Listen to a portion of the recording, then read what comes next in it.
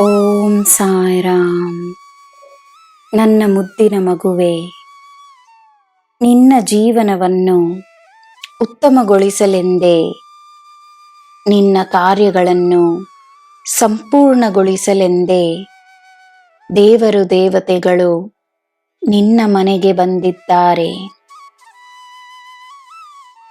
ನಿನ್ನ ಮನೆಯಲ್ಲೇ ವಾಸವಾಗಿರುವ ನಾನು ಅವರ ಉಪಸ್ಥಿತಿಯ ಸಾಕ್ಷಿಯಾಗಿದ್ದೇನೆ.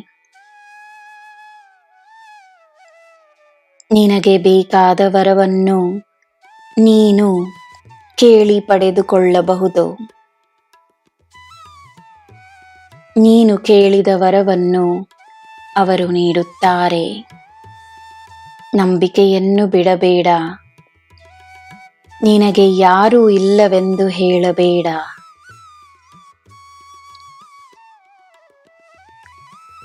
ಈ ನಿನ್ನ ಸಾಯಿಯ ಕಣ್ಣುಗಳು ನಿನ್ನನ್ನೇ ನೋಡುತ್ತಿವೆ.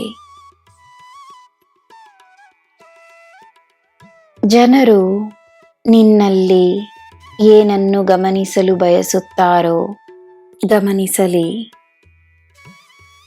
ನಿನ್ನಿಂದ ಏನನ್ನು ಕಲಿಯಲು ಬಯಸುತ್ತಾರೋ ಕಲಿಯಲಿ. ನಿನ್ನ ಹಾಗೆ ಯಾರೂ ಇಲ್ಲವೆಂದು ನಿನಗೆ ತಿಳಿದಿರಲಿ. ನೀನು ನನ್ನ ಮಾರ್ಗದಲ್ಲಿ ನಡೆಯುತ್ತಿರುವೆ. ತನ್ನ ಮೇಲೆ ಗಮನವನ್ನು ವಹಿಸು. ನನ್ನ ಮಗುವೆ, ನೀನು ನೋಡುವ ಸುದ್ದಿಗಳು ನಿನಗೆ ಉಪಯೋಗಕರವೇ ಎಂದು ಮೊದಲು ಯೋಚಿಸು. ಸುದ್ದಿಗಳಿಂದ ಸುದ್ದಿ ಮಾತ್ರವಲ್ಲ, ಮಾಹಿತಿಗಳು ಮಾತ್ರವಲ್ಲ, ನಕಾರಾತ್ಮಕತೆಯೂ ಸಿಕ್ಕಿದರೆ ಅದು ನಿನಗೆ ಬೇಡವೆಂದು ನಿರ್ಧರಿಸು.